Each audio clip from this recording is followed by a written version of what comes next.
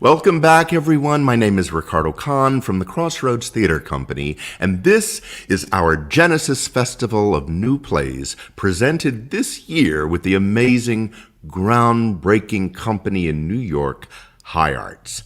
Now, Crossroads is celebrating 42 years this year, a long history of productions that center our culture and our stories as told through the lens of the Black experience in America and globally from our entire African diaspora.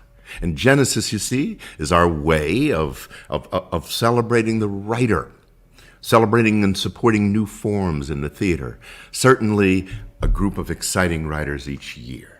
And the celebration of the writer's voice also includes you, because it's your opportunity to meet with and chat and ask questions of each of them after the reading. And that's where you'll get to meet High Arts Interim Executive Director Erin McKinney, who will be leading the discussions. So we're celebrating 3 artists this year. Katie Madison, who we were thrilled to present last night at the festival's kickoff, Ernie De Silva, whose reading is tomorrow night at 7, and Zhailon Levingston, who we're excited to bring to you tonight. Zhailon is a Louisiana-raised storyteller, director, and activist. He's the resident director of Tina, the Tina Turner musical on Broadway, and so much more, and tonight he's here. His reading is from one of his latest plays, The Whole. It's new. I hope we get to see you after, where we will meet with Zhailon also.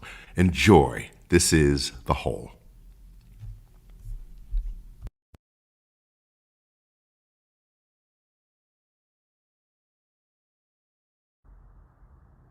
Illusion. The space. Half solitary confinement, half purgatory. A cross between a jail cell and a kind of crazy house. 2 inmates sit opposite corners of the space. Both appear to be in different cells. They are both in the hole and have been for a long time, to find themselves caught between dreams, illusions, nightmares, and delusions. So 5 minutes or 5 years. The lights are dim. We can barely see them, but we do. We see their bodies walk through the space. Inmate 1 looks up to the ceiling to talk to God or a guard or whoever. Hey, you up there? And why you being whacked like this, huh? Probably telling everybody you took all my shit. Lock my ass up. Before you turn them lights back off again, playboy, I want to write a commissary check for $5,000. And I don't want no Skittles. And I ain't trying to pay for no noodles. Or ho-hos. Or even toilet paper, because my booty is clean. I'm going to write this check for $5,000 for a new Echo. I can't seem to find that shit no more. Man, I don't want nothing from you. Just let me pay for a new Echo. I say, hello down here. And it's met with a wall of silence, and my echo probably is on the other side trying to get to me. But I'm gonna just buy a new one. All right? Okay? Okay? Is there anybody there? There. Yeah? I think so. For real? Maybe. Crazy, right? Man, I'm past crazy. So past crazy. I saw Crazy just the other day, and he was like, hey, man, I thought you was getting out soon. And I was like, me too. I packed my bags and everything. Brother? Is that you? It's me.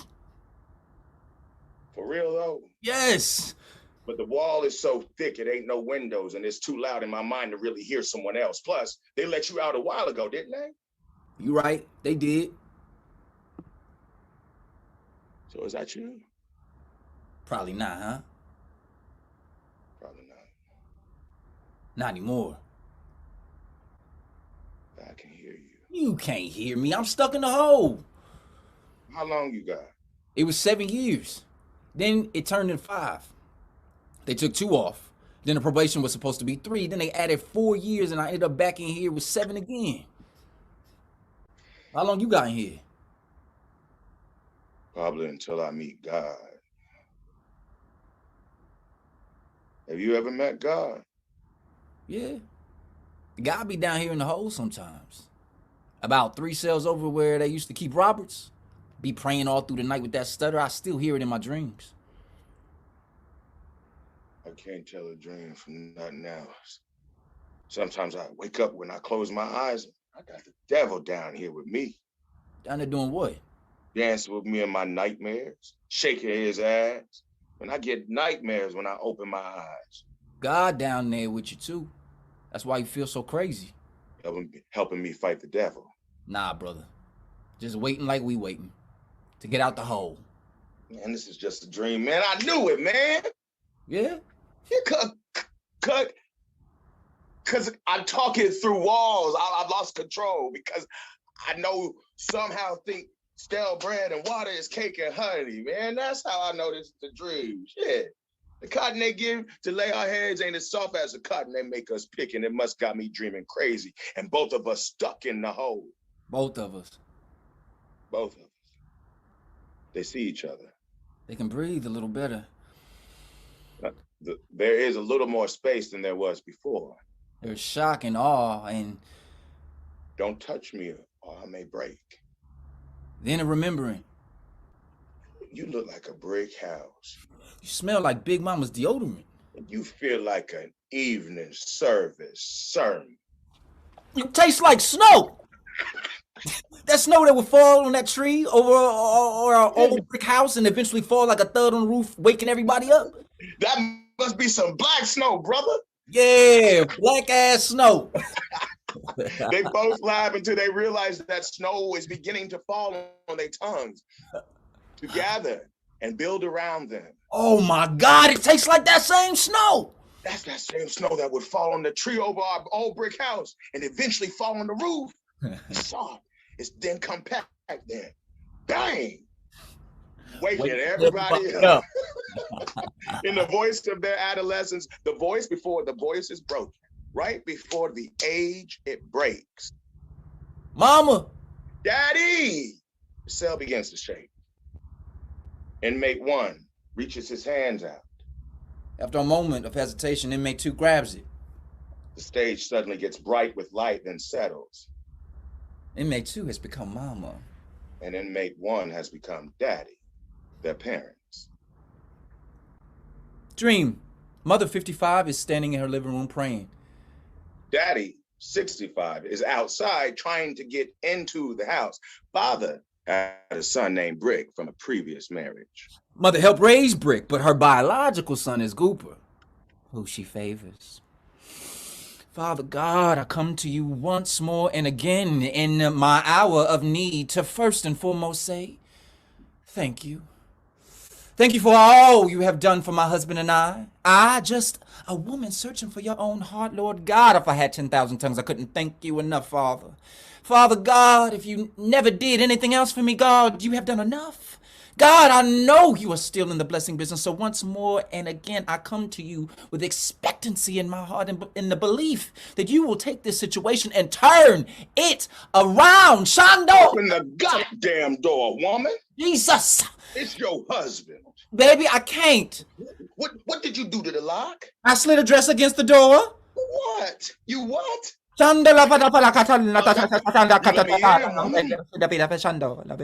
Let me in. Hey, are our sons still in the car? Yes. Promise me they are. They are. Now, where are our things? Where are Promise. the things? Don't fuck with me. I promise.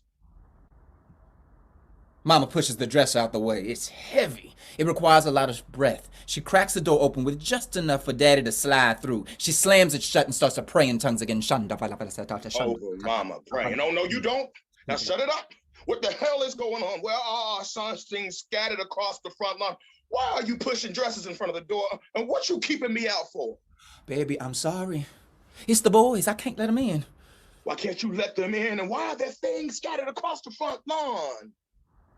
I'm trying to see something. Woman, you ain't making no sense. Here it is, 10 in the morning, and you already ain't making no sense. And here I am, done drove 500 goddamn miles to pick up the boys from prison. We get home and there's shit all over the lawn, huh? I don't know what's going on. I tell them, wait in the car.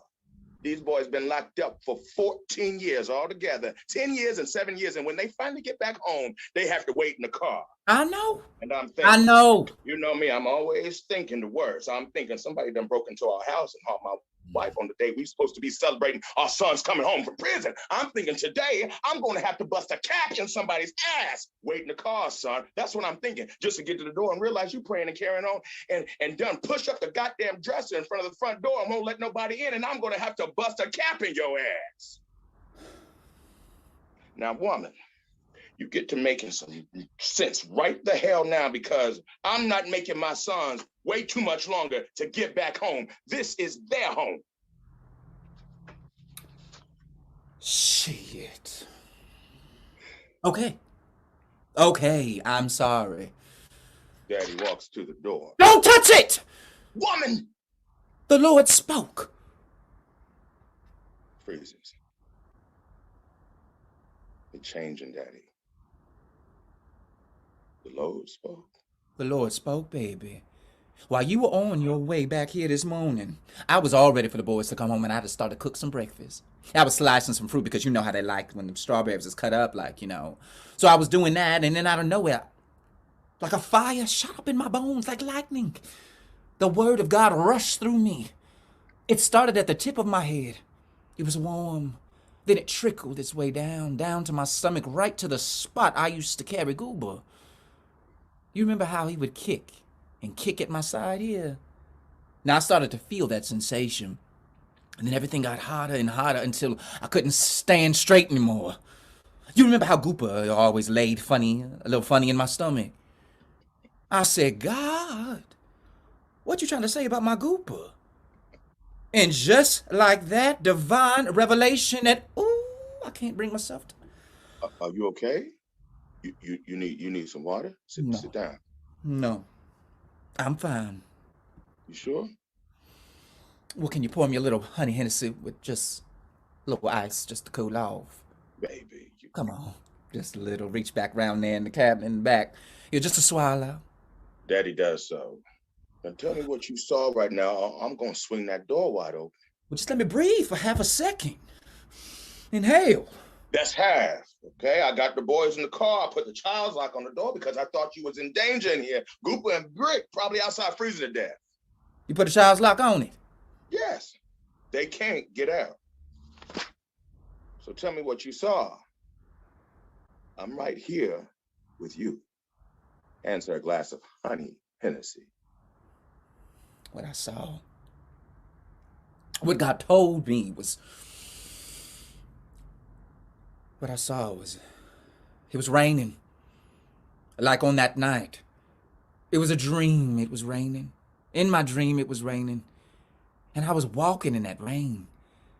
I couldn't tell much where it was I was, but it did smell like our grass outside there. And there was a street. And down that street, it seemed to me like I saw two bodies dancing. And all of a sudden, I was right next to them. It was my Gooper. And he was dancing with a beautiful black woman. They were doing some kind of ballroom dance. I don't know. She wasn't facing me, so I went to tap her on the shoulder because I guess there was something about her. Her yellow dress. She had this yellow dress, and it was radiating light. As I touched it, her hair began to fall, and her dress began to fall, and she turned her head, and it was not a girl anymore. It was your son, Brick. He looked at me like he hated me, and he turned back to Gooper, who didn't seem to care anymore that this beautiful woman had gone, and as he held his brother's hand, Brick started to turn into the devil. Gooper was walking with the devil. And they both walked away from him. The devil with the same swish in his hips that Brick used to have, and my Gooper with the same secret on his breath. They were holding hands. And I was just standing there in the rain, and before they got from my eyes view, I started to see we were in our neighborhood. on this street. Then Gooper and the devil, still holding hands, started charging towards our house, and I heard the word of the Lord ring out, "These are not the boys I made for you. This is not them." And when I came to, my hands were dripping red all over, and I screamed. You cut yourself. It was strawberry juice. Jeez. But I had to lick it to make sure. Well, I'm sorry that's what you feel like you saw, but it was just a dream, and there are living, breathing people in that car out there. But what if God is trying to tell me something? You really think that's God? Yes. How do you know something like that is God? The same way you know anything is God. No, my God wouldn't show me nothing like that. I don't know what God you worshiping. My God is a soft voice in the night that says things are going to be all right. Praise.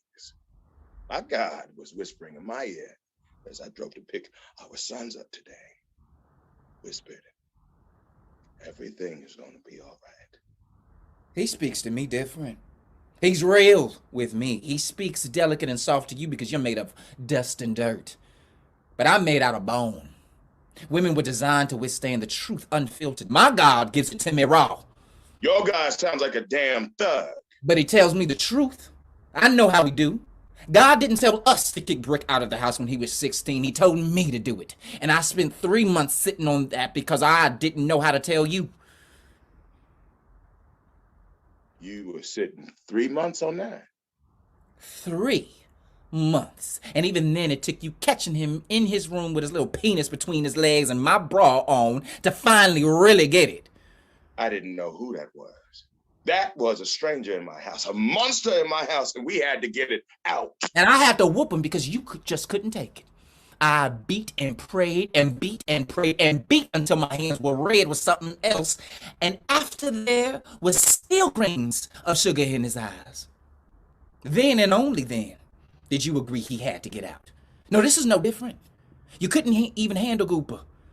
The first time he went to juvie, you stood up in the front of the congregation, and do you remember what you said? I do. You said, we bailed him out this time, but just this one time. And 3 times later, I had to pry your pocketbook out of your hand. They wasn't ever gonna let him out. I said no. Let the prodigal son find his own way home this time.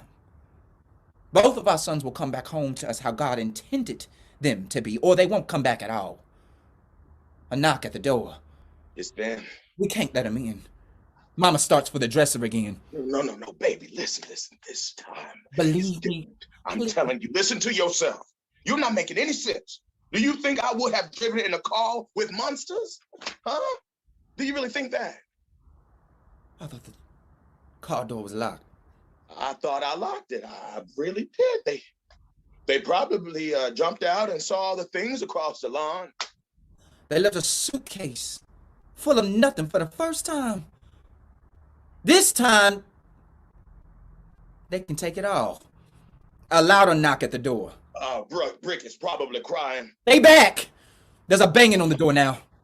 Brick just wants his things to be put back where they were. That's all. Gooper just wants everything to be like it was before. That can't happen. We sent them out to the wolves. And now they're coming back to eat us alive. No, you're wrong. Don't touch the door, damn it!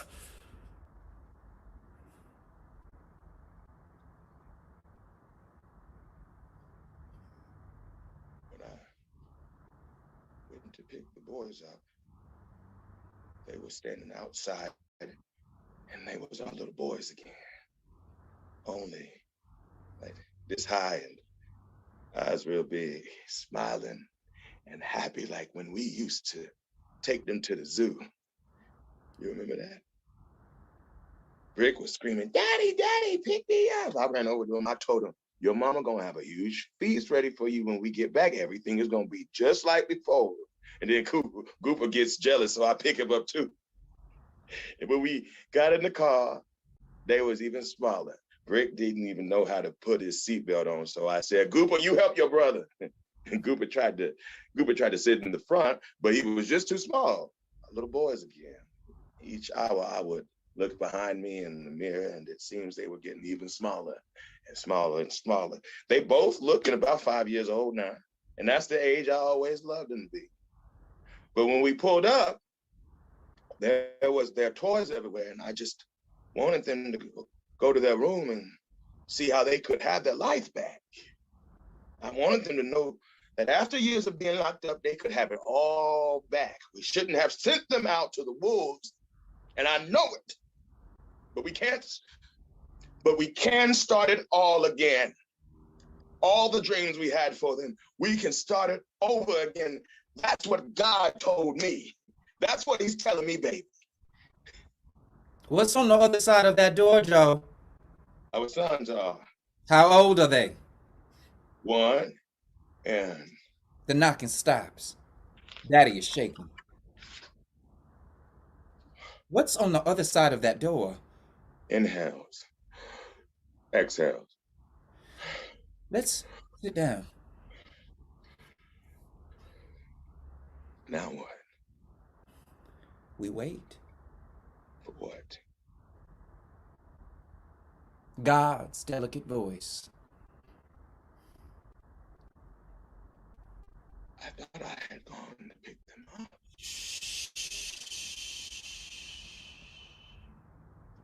It's okay.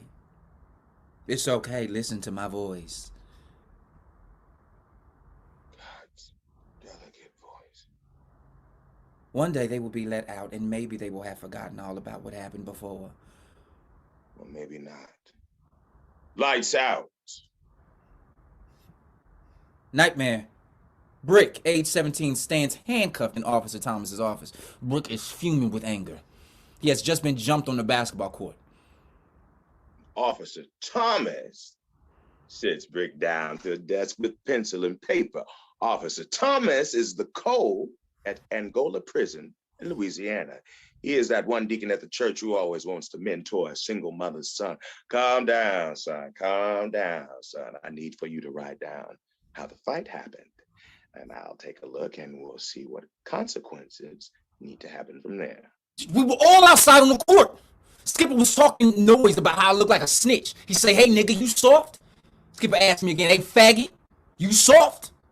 And he started to run up on me. He punches me in the face, and as I'm getting up, he kicks my knee and he has these no-neck monsters run over and jump me. All right. Write that down for me. Brick begins to try to write his statement, but about six police run out, but they just looking like they waiting on something. Officer David Melendez, Koppel, and Jones. There were a couple more, but I don't remember their names. They don't do nothing to stop it. And by now, my head is getting banged on the concrete. Skipper rolls me over and pulls a shank out of a sock and slashes me in the neck. Then blood. Red like juice. Then the officers want to run to stop it. Once they see some blood, they finally come to run to stop it. Seems like when shit goes down in here, everybody gotta wait till they see blood to remember we humans. I don't know if they need to be fired or what, but they all just stood around laughing at my ass.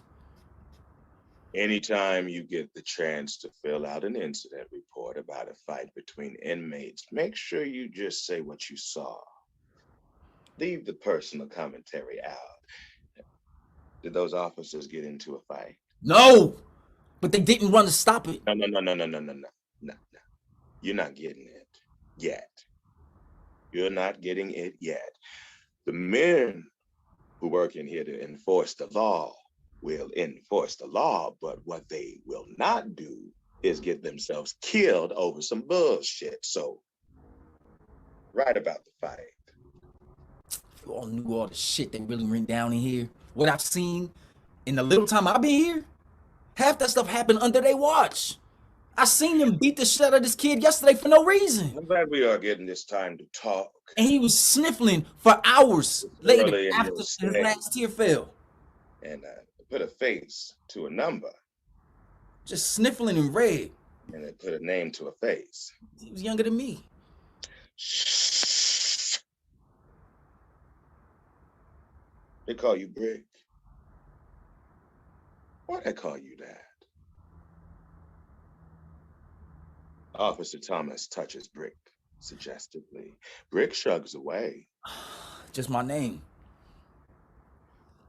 Tear your witness statement up right now. Brick tears it into two pieces. Tear it into little pieces like snowflakes, Rick. Brick does.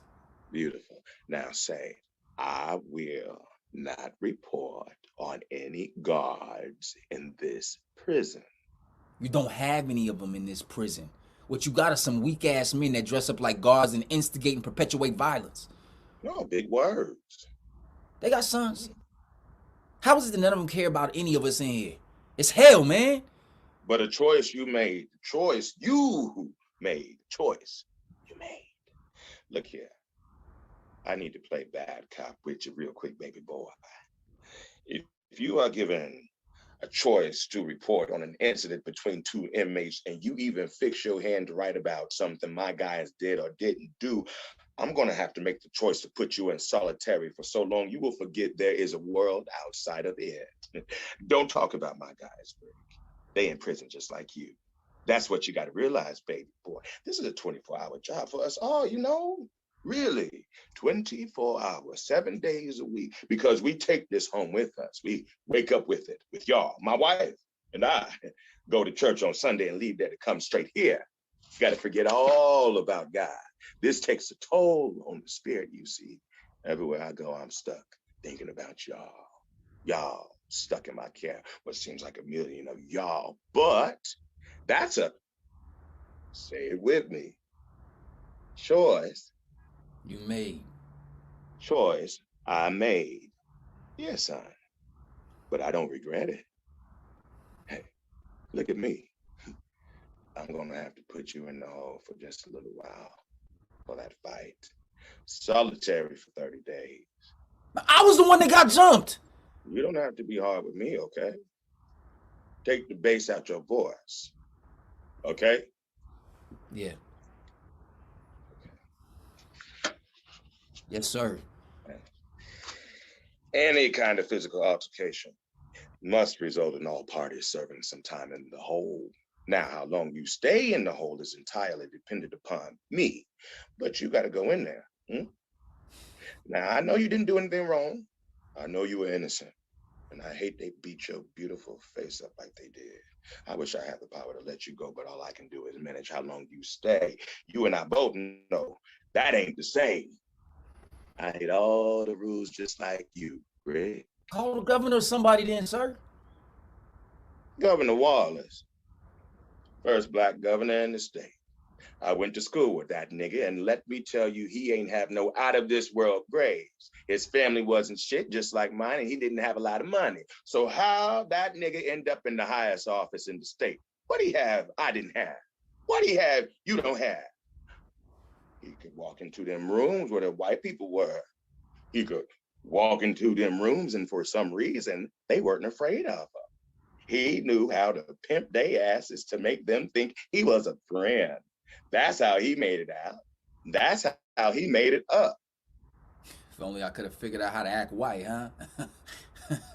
If I just talked a little whiter when I was robbing that gas station, I wouldn't be here. I get it. That's why I'm here. That's why you're here. Not because you robbed the store, but because you was always going to end up here being from the bottom. Because you wasn't excellent enough to do nothing else. Officer Thomas touches Brick chin. Fuck you. Watch that tongue, young man. When you're looking at me with those fiery eyes, you're looking at yourself, at your brother. Like I said before, I'm locked up just like you are. See, I think that Governor Wallace was handpicked by God and given a spirit of excellence above the rest of us. How he get that good fortune over us? It's hard to be excellent. Can't be just good and make it out from the bottom. Now you're getting it. And how am I even gonna know that at 17 years old, huh? How am I supposed to know how to be perfect? That's the question, isn't it? Man, forget Governor Wallace. You ever have any mentors growing up, Greg? No. That's too bad. And I never wanted any. I mentor young men like you down at my church. They call me Big Daddy. That sound weird. It's not. Most of them boys ain't got a male figure in their life, and I bet without me they wouldn't have popped this in, just like you. You got a smart little mouth, but you don't know shit, so you might as well let me be your Big Daddy. Sir? The rules and ways of the world in here are a little different, and you need a mentor like me to help you through it. You don't seem like somebody who can play the game without help. And a snitch ass boy like you not gonna get no help from nobody out here, so you need me. I'm good, sir. You don't see it now, but you will. Starts to massage Brick's back. What are you? You tense, Brick. Shrugs him off. I'm good. Starts to rub Brick's shoulders again. I see you. Man, I'm good. I care more about what goes on in here than you could imagine. Persist with the seduction. You the one don't care about nobody. I told you, we are closer than you think, and all you can think about is yourself. I care about the blood that had to be spilled everywhere before somebody gave a damn.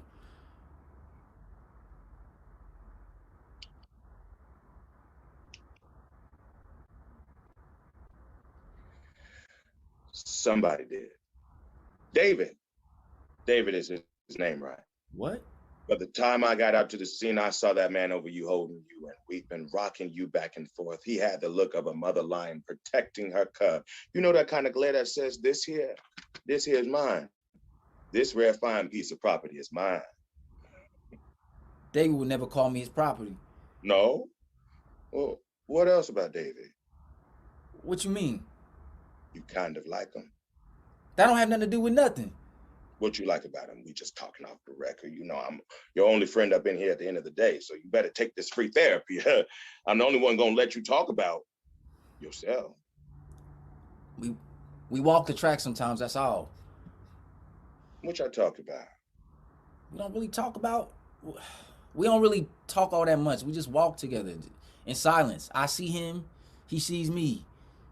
We don't have to find words for things. We just Like a brother. Huh? Is it like a brother kind of thing? Your brother hated seeing you bloodied up. I understand that. I got a brother. His name is Gooper. I ain't seen him in years. David ain't my brother. Why didn't David try to stop things? Where was David when things escalated? Y'all wasn't on a walk that day? We had gotten into something. You got into it? But I thought y'all were silent together. Today we were using our words. And whenever I do that, it seems people always want me to go further than I ever wanted to. Your friend David. Ooh, a handsome young man. Would you agree? I don't know. I guess. It's okay. I told you you can talk about yourself in here. Okay. I think what you and David got going on is beautiful. What? I bet you never had anyone tell you that, huh? No. What you and David have is beautiful. You don't know what we got. You don't know anything about what we got. Enlighten me. No, really, enlighten me. It's hard to explain. Do you love him? I won't tell God. I never thought there was no God. And I knew there was no heaven. Ain't nothing but what you got in front of you. It's just time and space, man. Through the next part, Officer Thomas starts to pleasure himself. But when David looks at me, we can freeze time. It's like eternity between each other's eyes. And then it's crazy, but it's like we start creating God. We start creating Eden, me and him, and heaven, and all that shit becomes real tight between each other's eyes. And that's what love is. The thing you don't believe in, but you do. I can make sure you never get hurt again. I can make sure David never sees you like that again. Don't worry about going to the hole this time. Deal? What's the deal? I want to feel that heaven you're talking about. Officer Thomas reveals himself to Brick. Go home to your wife and feel it. Officer Thomas stands Brick up. They face off. Brick lowers himself to his knees in front of Officer Thomas. I am home with my wife, and wife gets what wife wants. Lights out. Memory.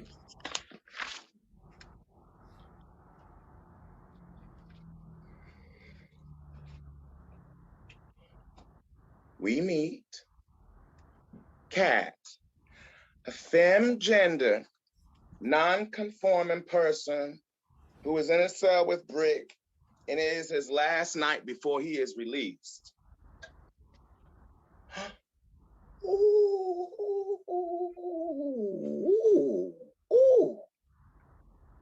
I gotta do something with this face. Cat takes out a towel from the shelf. Inside contains a broken blue colored pencil and some baby powder. She begins breaking off bits of pencil and rubbing it in the baby powder, and Cat applies it like eyeshadow. I remember when I was young. Despite my girlish figure, I was built like a center, and everyone thought I played football. I wanted to be a dancer, honestly. Anyways, I will be out in public with my mom and older men, strangers. And in the South, everyone talks to everyone. Isn't that crazy? Oh, wait. That homophobic, racist ass bird bath for bigots sure can put on. Anyways, older men would see me out and ask what position I played. So much expectation in their eyes, I would feel butterflies racing. I don't play football. Oh, so no basketball then? What team, son? Then my mom would interject. He is actually a dancer. Oh my gosh, the blood would rush out of their faces. Oh yeah, okay, that's good too. And then they just would walk away. Cat's colored pencil breaks. Damn! Brick, that pen you was writing with, is it blue? Can I use it? Well, I'm running out of the pencil. Going for the pen on Brick's desk. Let me just use your pen for a second. They scramble for it. I just need it for a second. That ink is permanent. Yeah, I know. It's not good for you. It'll stain your skin. I won't have to worry about running out. You want to look like that all the time? Cat gets the pen. And don't say it like I'm rubbing feces on my face. It's just a little color in the dark place, okay? Shit. You're gonna look crazy like that on the outside. Ain't no telling what that's gonna do to your skin in a year. And God forbid I'm here in a year. You found God. I found myself, and that's close enough, I think. You don't pray. You don't go to church. You a man, woman. You ain't found God. Look at you. My bad if that came out like whatever. I'm gonna stop talking. Cause every time we talk, we fight. Every time we fight, I get more time, and I'm scared as shit. Nervous. Ain't nobody scared. You scared as shit. Now, I ain't gonna get you in trouble, Brick. I know you gonna miss me. You gonna miss all of this. Oh, okay. Snapping out of it. That's okay. Cause somebody gonna take me as I am one day, and when one nigga leave, another arrives. Like clockwork. Boom, cat. You just gonna find another me, huh? Yes. No. Can't nobody be you but you, and neither are you most days anymore. Who am I? My Brick. You got about 12 more hours left to Brick. Well, you be safe when you go out there, okay, Brick? Because young Rod got shot out in Meridian yesterday.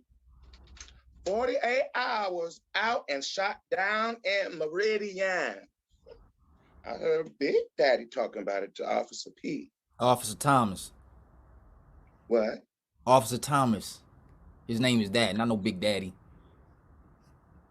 Everybody needs to stop calling that man that. Don't get brand new too early, Brick. Let that man walk past here and hear you call him some Officer Thomas. That's his name. And that's all it takes for him to build a case, and you here for another year round. His uncle, Tom, asked. What I was saying is that apparently young Rod got shot 6 times by the police. Why is this news? What can I finish, please? They said the policeman left him in the street for hours. His body was just there for hours. Nobody knows exactly what happened, but he was unarmed, shot 6 times, and killed. I mean, shit. To be on this plantation for 2 years and killed by the same people who put you there 2 days after you get out, I'd rather stay my ass in here. Now, ain't that sad?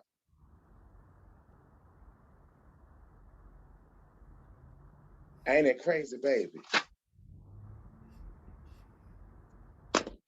His wife was on the news just crying and crying. To hear that news about somebody you love just being taken from you, you hear me? I'm waiting for why this is news. It's news, nigga, because it could be you. And what? You scared? You gonna get a call in a couple days saying I'm dead? Yes. No. I'm scared of the calls I'm not gonna get. If something does happen, nobody calling Cat. If something does happen, if you live free and happy and get a nice job somewhere, Cat not gonna hear about that either. I guess. You guess. Ain't nobody even asked. You ain't gonna miss nothing, huh? What am I supposed to miss? Nothing. Nothing. Just don't miss nothing, Brick. Everything is fine. Big Daddy say at the end of the day, he probably got what he deserved. Probably was mouthing off some mess and had his pants down, trying to walk all big and bad in front of some white folks. Yeah. Word is he was probably walking around like he didn't have nothing to miss either. Not looking behind him at where he came from and caught a bullet in the back. Probably deserved it, hell. You messed up. No, it was a joke, big baby. Anyways, Big Daddy, excuse me, Officer Thomas is sweet on me. Stop, just stop. He was looking at my breath. Stop, okay? Just talk about something normal for me. Stop, okay? I got one more night in prison. Can we spend one night without a fight? Can we talk about something normal? I don't know what that is. So, nope. Him and his wife just got divorced, and I know it's because he's sweet on me. Maybe his big mama found out he had been slipping his little daddy and the little girls in C Block and caught that shit. How do you know what happens in that man's life after hours? Talk goes on everywhere. What happens on this plantation stands on the plantation. Whatever happens on the outside still finds its way in. We have to make everything like you. Everything is like me. Everyone is like me. Dressed up like someone else. Big Daddy never tells us what his real name is. I've never, ever heard anyone call him Officer Thomas. He told me. In y'all meetings? What did he call you in so often lately? For what? Why? Supposed to be a part of some program for inmates being released soon. Supposed to be something to help us transition. Oh, transition? He gets personal in there? Not really. Just a bunch of rambling. I don't know. I just sit there. You open up to him. Cat, didn't I just say I just sit there? How long he been doing that program? I mean, are there other inmates in it? Other inmates are getting out soon, so I guess I don't know. Big Daddy helping people transition. I never heard of it. You also not getting out anytime soon. I'm also not getting out anytime soon. I thought I might have you a little longer after our last tussle. 2 days in the hole. Served our time. Served some time. Well, Every physical altercation is supposed to add 6 months to your sentence. But Big Daddy seemed to take a liking to you in these little meetings.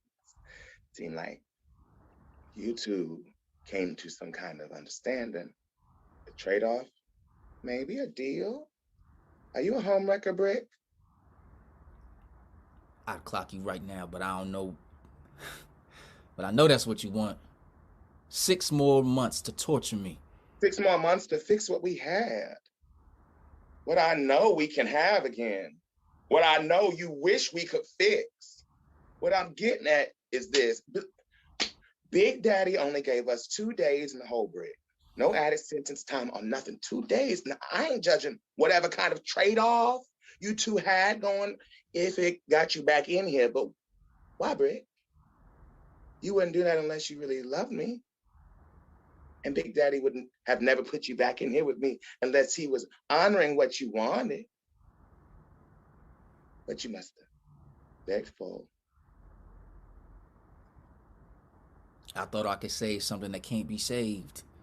That was my mistake. You think I'm a mistake? I think ever since your little change, all you think about is yourself. I'm sorry, Brick. No, you're not. No, I'm not.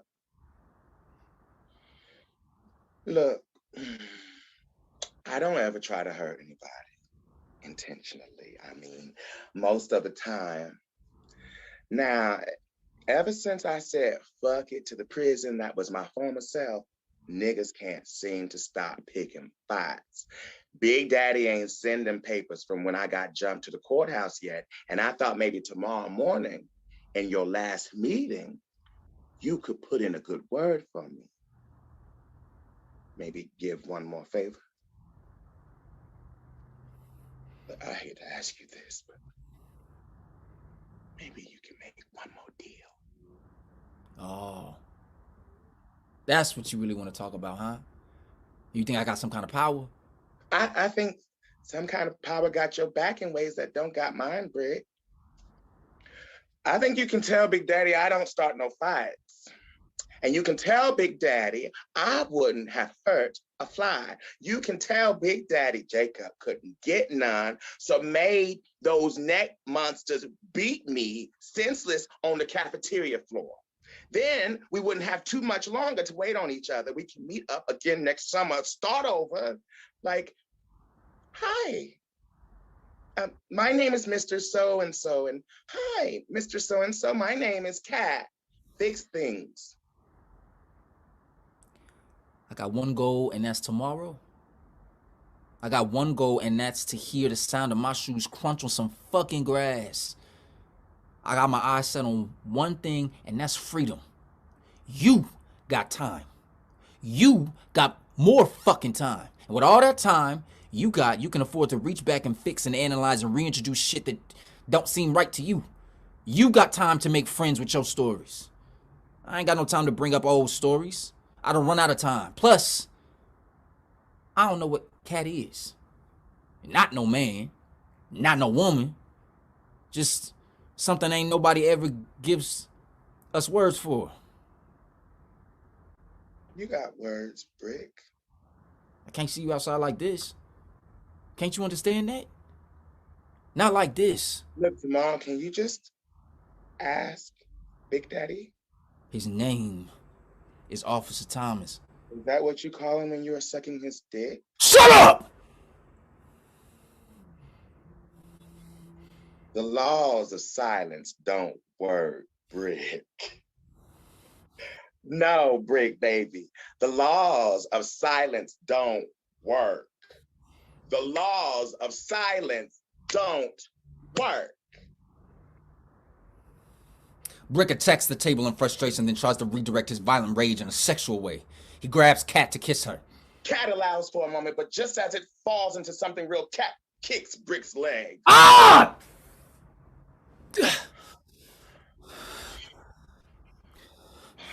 scared little nigga.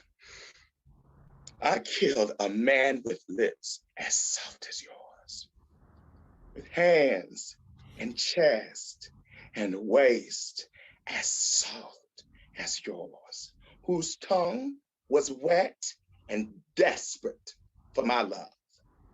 Yes, you were both the same, but he paid for it, Brick, in a dark Chevy on Peachtree under a midnight sky. He paid for that shit, $75, but he shorted me my respect when he tried to choke me out. So I added a puddle of blood to his tab. Oh, yes, Brick, baby. He paid in green and red. I let the world consume me when I was David. But cat honey, meow. You can't just steal parts of me like that and give it back. Stick two fingers in your mouth and vomit me out. Vomit out all of my glorious, ugly brilliance. Vomit me out. Now I know you're not gonna clean up this mess you made. And don't worry, I'll mop it up. Just give me back myself.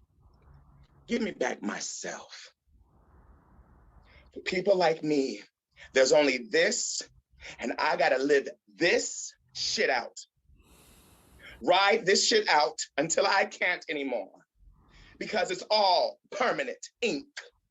It's all prison, baby. And everybody serving time. The only freedom is in the space between our eyes, right? I mean, that's what you told David. You may get your freedom tomorrow, but it's a long road to real freedom. And you just can't go stealing it. I release you.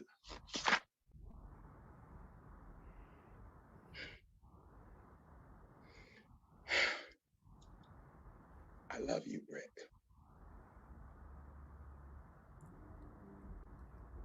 I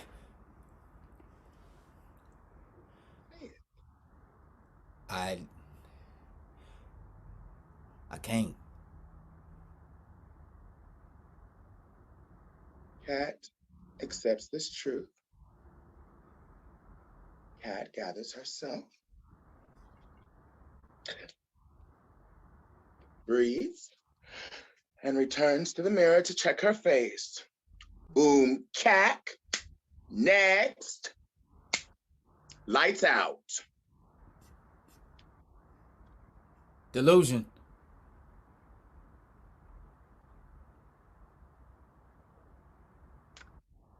Gooper and James, two co-workers sit in James' car.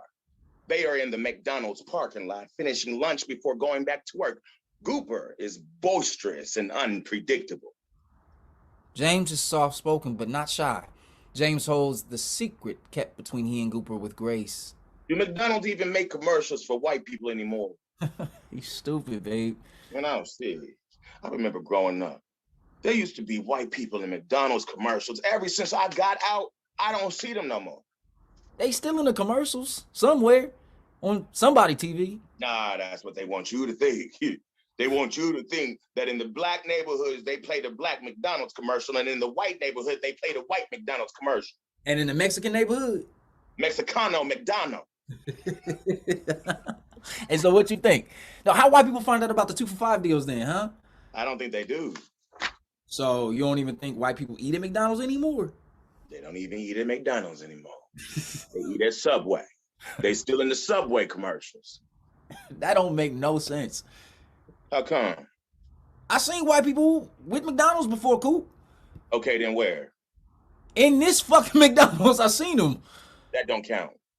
What you mean it don't count? Describe who you saw. I seen white people in there. Then how they look. White? Jasmine's girlfriend was up in there the other day buying a whole bunch of shit. Oh, okay. Describe Jasmine's girlfriend. You know Jasmine's girlfriend. She always got them old ass pink tights on that's too small. Be walking around with her belly out wearing them Tweety Bird house shoes with a black and mild hanging off her lip. Jasmine's girlfriend. Uh-huh. What? Oh, yeah, I know who she is. Then what you asking me for?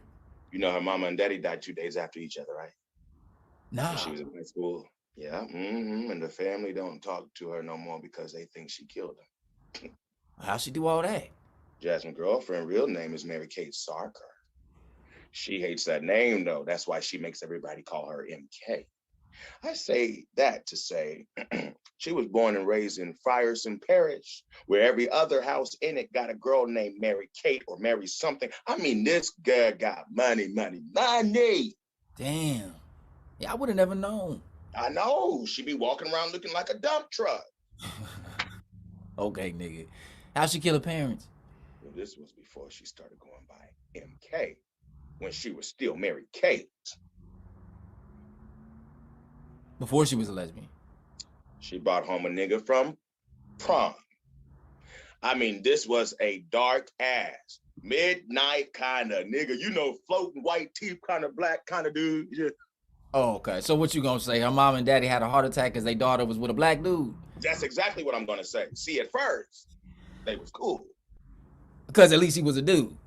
But then a week later, she found out she was pregnant and it killed her damn parents. Woo. It killed her damn parents. Yeah. They'd rather have a dude daughter than a black grandchild. Damn. That's some shit.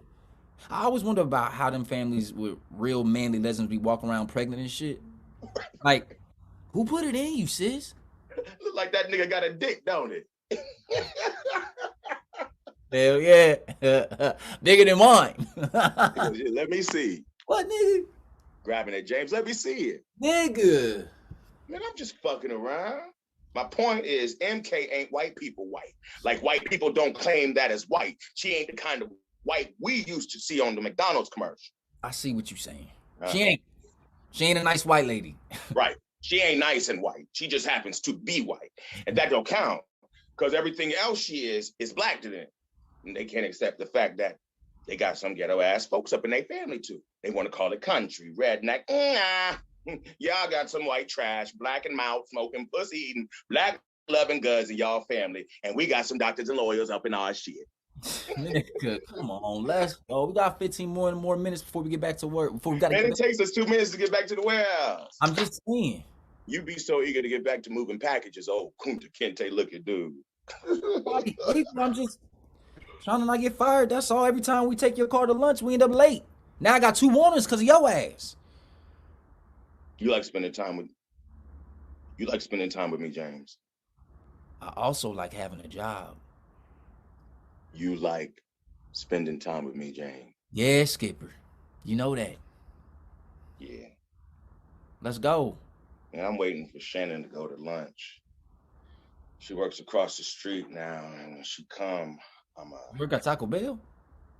Nah, directly across the street. Oh shit, she work at Chase Bank. On the come up, girl. Yeah, she about to come out. Skipper, don't make us late, please. Look, man, I just gotta holler or something at her right when she come out. Then we can go. Well, start the car up and roll down the window so you can holler at her what you got to say and keep it kicking. Chill out, nigga. It's gonna be all right. I've been waiting all week to tell her what I gotta say. I thought you was done with Shannon. Man, I thought I was, but I don't think I am now. What made you change your mind? That's my high school sweetheart, dude. Now, I know that's the girl I'm supposed to be with. She gave me my first kiss and shit. All right, cool. All right, what? Your very first kiss? Yeah, James. My very first one. All right, cool. I just don't remember it like that. Oh, well, how you remember it? How you remember it then, James? I remember never mind. Let's just get back to work. Hey, James. Don't question my manhood like that. All right. I just thought I remembered. This ain't about what you remember. I'm talking about my high school sweetheart. That's it. That's all I'm talking about. All right. Can we go? I ain't trying to make you feel like shit, James. I'm just, I don't want you to make me feel like anything we might have did was something special, you know. Yeah. When we do stuff, it's just random, you know. Ain't got nothing to do with what's for real, you know. So ain't nothing we do real? pushing James' head against the window and suddenly really serious. Shut the fuck up, James. You want to walk, nigga? Damn, Cooper, you bugging. Ain't no nigga about to make me feel like a bitch. All right, Goop.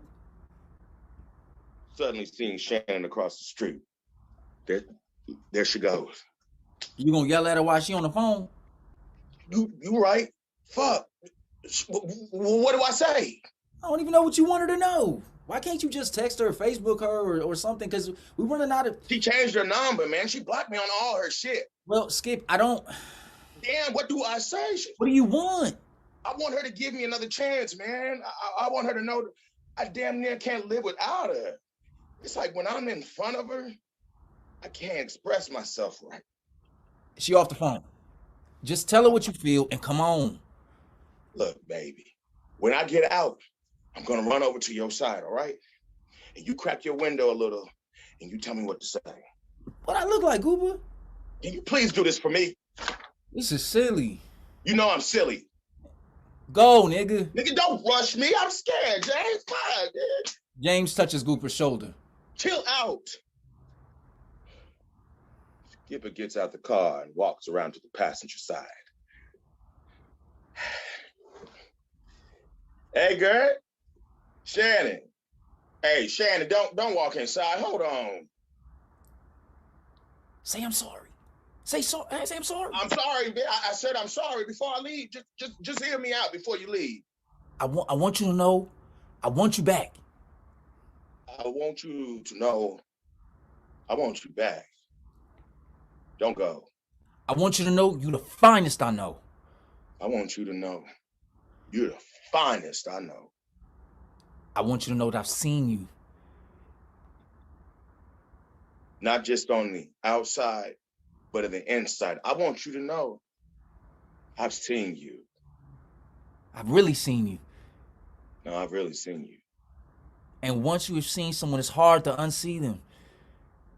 And once you have seen someone, it's hard to unsee them. You are strong. You are strong. You're beautiful. You're beautiful.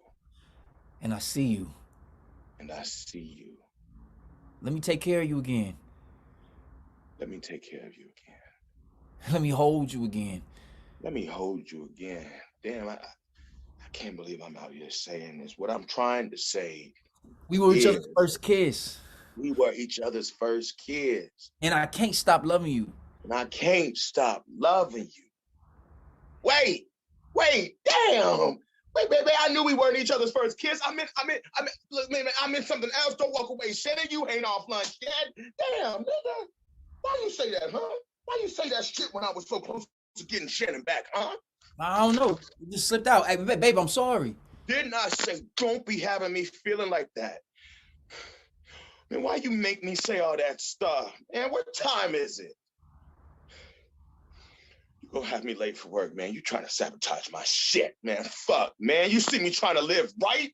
Why you keep bringing shit up? Hold up, Gooper. Listen. Don't talk to me like no girl, man. Get out my car. You crazy. Oh, no. Oh, you know I'm crazy, nigga. Same shit Shannon tell me. Y'all probably in the same shit together, man. Fuck you, Gooper. As James walks away, Gooper shoots him in the back. Gooper realizes that he was what he has done and runs to James. Come on, baby, get up, shit. Hey, lady, somebody, please. I got to get back to work. Please, somebody. My friend is hurt. He got hurt real bad. I got to get back to work. Lights out.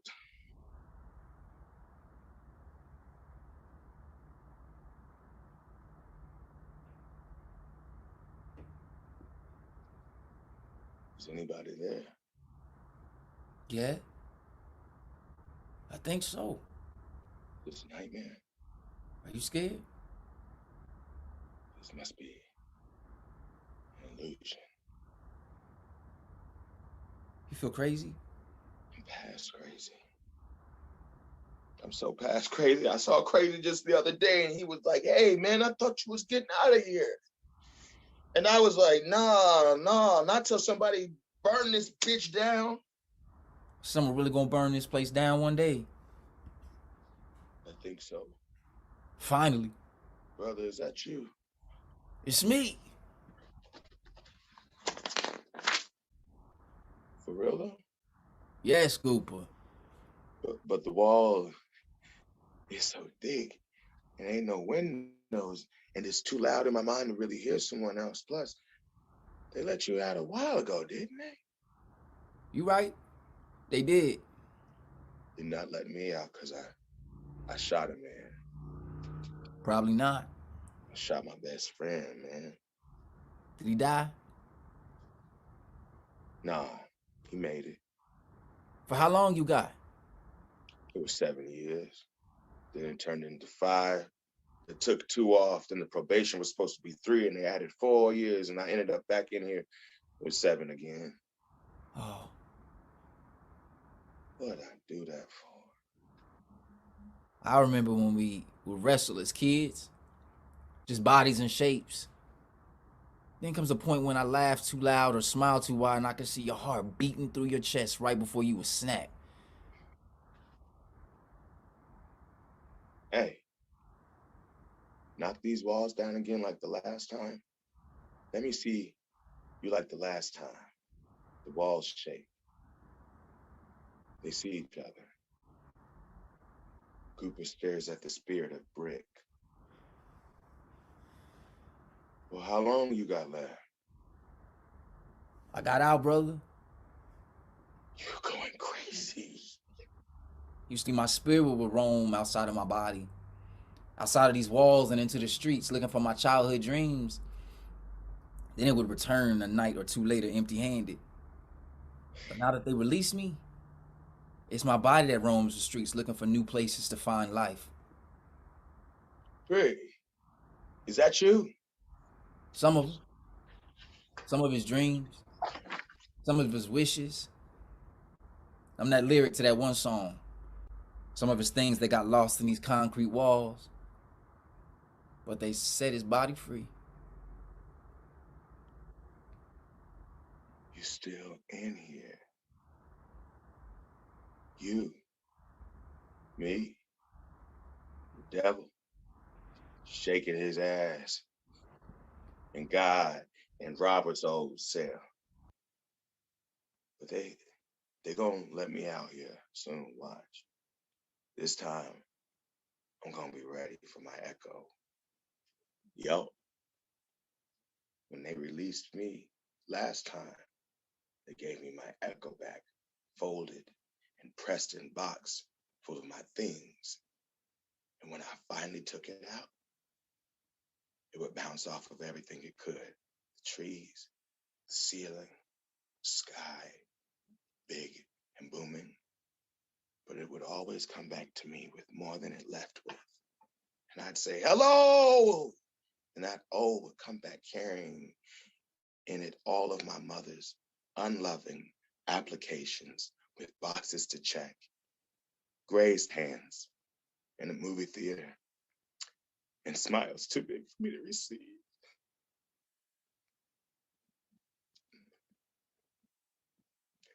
That's why I shot.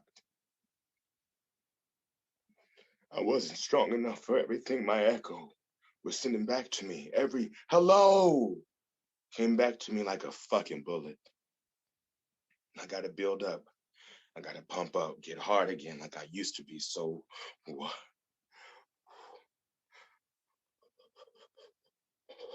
when they let me out, I can store my echo inside of myself and I can keep it there. And there ain't no way it's gonna come out of these walls I built for it. Even when it tries to jump from my mouth. Maybe that'll work for you. Starts to do physical workout. What is Brick gonna do? Brick is gonna wake up in the morning and he's gonna try. And sometimes it will fail. And sometimes it will not. And it will be hard.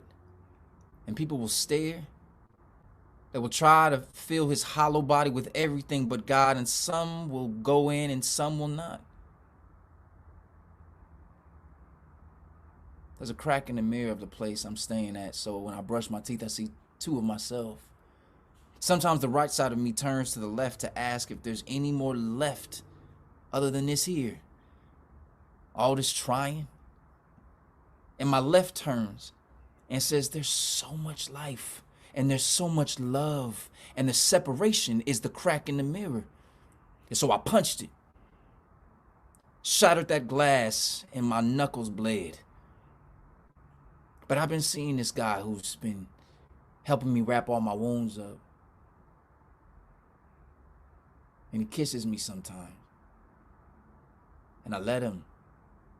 And in those moments, I'm filled with something that replaces the hole left there by the hole. And he helps me pray for me. All of the me stolen from me that's still roaming behind bars forever and ever. Cooper intensifies workout. It becomes audible, grunts and heavy breaths. He eventually tires himself. Look, that same snow that would fall on that tree over our old brick house and eventually fall on the roof. Cooper lays on the floor, exhausted, then starts to move as if making snow angels. Soft and compact. Then lights out.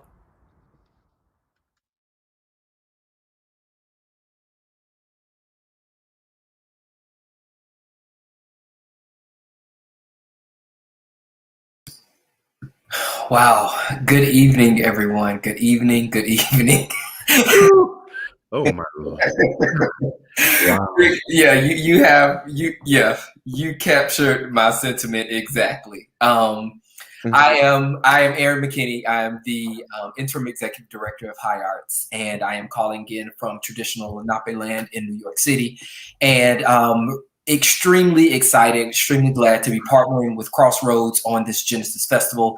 And Wednesday night we kicked off with a wonderful conversation with all three artists, Zhailon, Katie, and Ernie. Last night we had Katie, who took us on this musical journey, this emotional journey.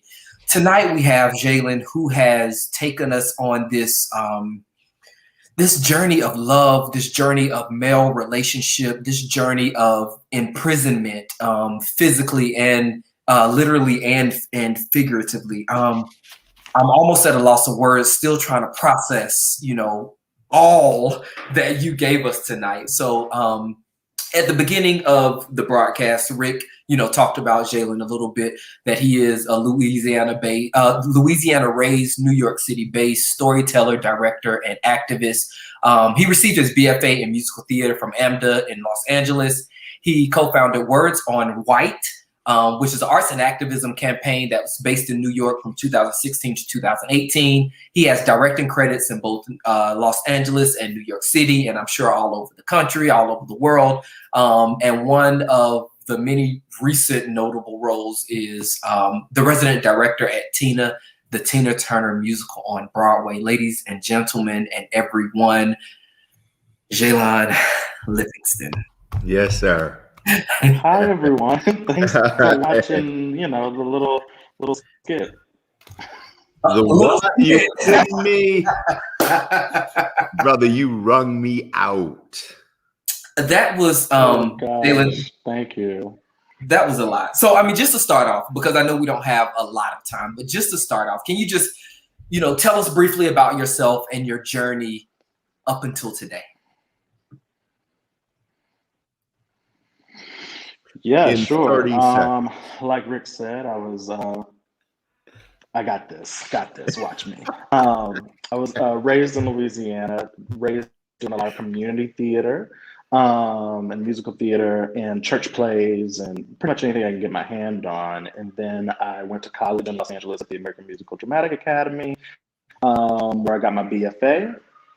I graduated, and in college is where I began to write this play, The Whole. I think I was getting bored in a play reading class around Cat on a Hot Tin Roof. We were studying it, and I think I was just kind of sleepy that day and decided to try to write my own spin to it as a way of staying engaged in class. And that kind of was the birthplace of the writing of the show. I graduated college, got my equity card in the Los Angeles premiere of The Christians, And then I moved directly to New York, and I was like, I'm gonna tap dance on Broadway. It's gonna be amazing. And I did some acting, but really, producing and directing and writing opened up their doors really quickly for me in New York. And so I kind of took that as a sign from, the universe that like maybe this is where my storytelling needs to be right now. Can I ask first, Aaron? I'm sorry. Can I just ask the actors, because they were, who they were, just because they were so, the breadth of the whole arc of this play to tell this story required so much of them, and I think they my God, they were outstanding. I just wanted to know who they were. Yeah. Anthony Wayne and Matthew Hancock, who I had never worked with them before, actually. This is the first time I've ever seen them read the piece. So that was exciting to see it hopefully work on other actors. And, it's deceptive. It's a very short play, but it requires a kind of real amount of the actors to show up. So I was just grateful that in such a short time they were willing to throw themselves into something, especially on Zoom where, it can be hard. Yeah. I want to jump right into the content. There are some questions that I have about just kind of, working in this current time and blah, blah, blah, collaboration, all blah, blah, blah, blah, blah. Okay, we've got to do those questions. Let's talk about this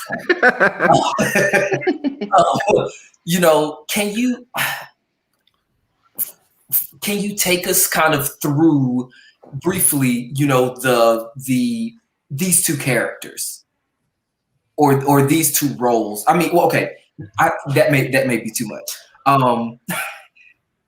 Let me just, because I'm still trying to process, and I'm looking at my notes because I wrote notes. I was just the roles and the relationships. Because I have to admit that Officer Thomas and Brick scene, that got a little uncomfortable to me. Yikes. And not a bad uncomfortable, but just that starting off as, kind of like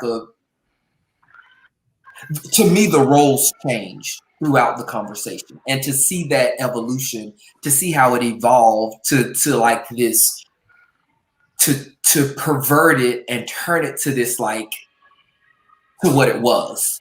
That struck a chord in me, that struck something in me, and just had me thinking about how often I ask friends a lot, how often do we pervert our friendships, or how often do we pervert our engagements? When we're supposed to, maybe it's just a friendly contact with somebody, but we sometimes pervert those. But just this exploration of love. And one of the things that really stuck out to me, and I would love for you to talk about it. Why was it so hard for Brick to say "I love you" to Kat? Oh yeah, it's a great question.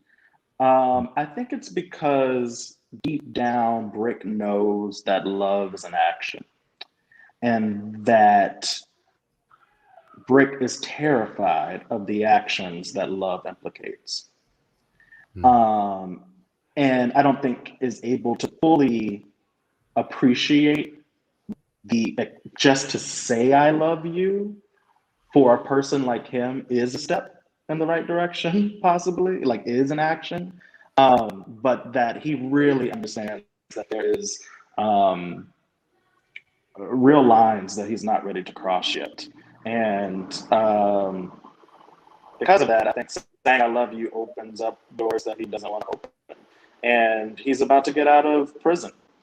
And so, in a way, to say "I love you," to open those doors, leaves that part of his life open, where what he really wants is to, erase it all, which of course is, not what Kat would like him to do. And that's the conflict, but also to just address some of the things you initially said up top. One of the men in the show is named Inmate, and another man in the show is named Prisoner.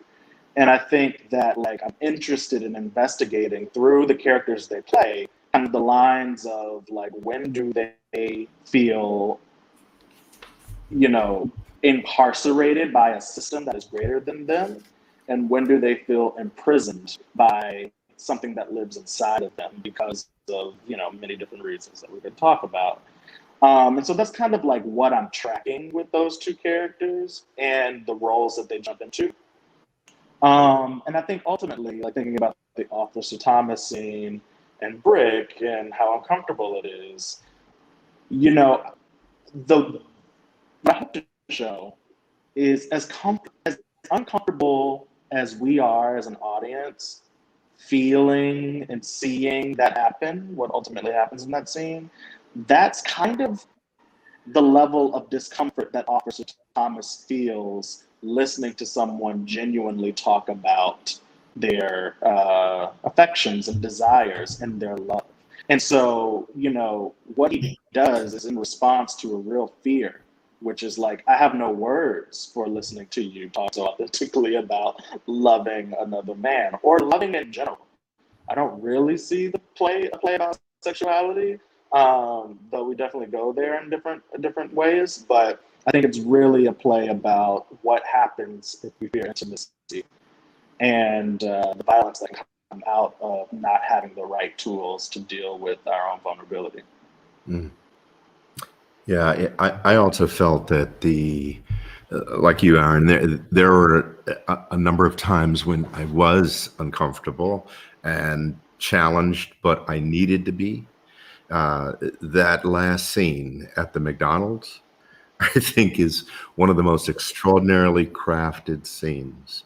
And Oh, thank you. it really, I mean, because I saw the dichotomy when it came to truth. I saw how we have to stretch and be stretched from who we really are and contort that ends with a shot. And I couldn't have appreciated the craft of that scene had I not gone through all that made me uncomfortable leading up to that. And so I did want to point that out. Yeah. You know, but the other thing I wanted to bring up is that when you're, Aaron, you know, when you're bringing up these issues of victim, but you know, the inmate and the prisoner, it got me thinking about those who are explainers and use God to explain, to use Christianity. Let's get right Right. to it. You know, to explain why I am feeling like I am. I'm doing what I'm doing. I'm doing that because I am fighting the devil. And you know, I was raised with that kind of Right. stuff. And today we're faced with preachers who are out there talking against vaccinations because they're the devil, right? And I just was Right. fascinated by the Right. story with the parents and how they were dealing with it and the explanations that they were going through. Just another type of contorting. Yeah. And you know, what's interesting is I don't think I overtly denounce that theology in the play. I think I just like show some people who have it. But I think Yeah. also I show an opposing, or hope to have written an opposing theology, which is when Brick in the scene with Officer Thomas says, you know, I see God as the space between basically lovers' eyes. You know, it's not a denouncement of God or something greater than it's this opposing theology that allows for Brick as a character to experience God in a different way. And conversely, in the scene with the mom and dad, they too have different understandings of God.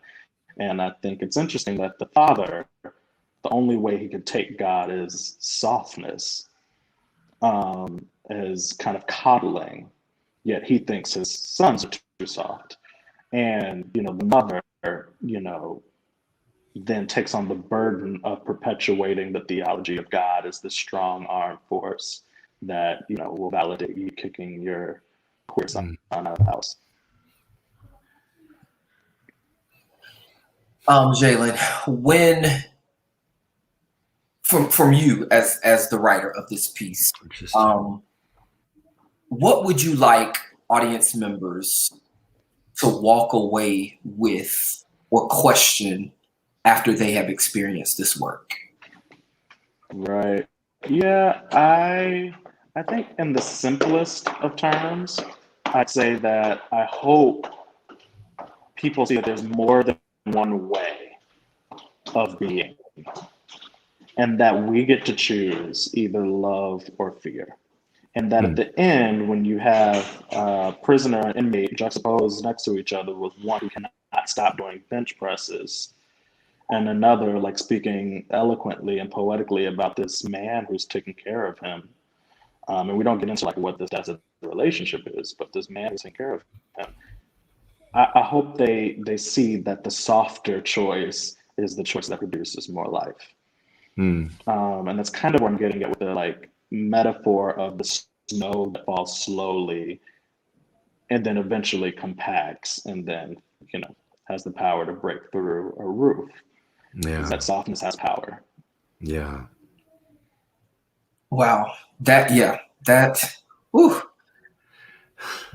Yeah. And also I hope like people like are really grappling with it and find it as difficult as we all find. Like I find it very uncomfortable sometimes to watch the play because I feel like I'm, you know, listening to my journal. And also like it's vulnerable. Like I find myself relating to characters that people probably wouldn't even expect me to find my way into, but I've just like hidden secrets about myself into, you know, these people. And so, you know, it's hard because I actually love everyone that I wrote and all of them do things that I find horrifying. And so I think I also would love for people to grapple with that themselves. Like, what does it mean to love someone who has potentially violated you?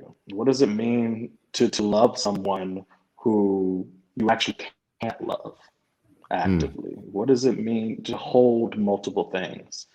So if anything, I hope people have a lot to wrestle with when they leave. And I think on a meta level, even though my characters are going through so much and sometimes they succeed and sometimes they fail, I think the biggest success in a kind of weird meta theatrical way is watching these two actors make it through the jungle gym of this play. Yes, make it out absolutely. alive. And I think there's something really exciting about that as well. Like I wanted intentionally to write a play that asked Black actors to do the impossible, just so that we can see that we are capable of the impossible. Beautiful.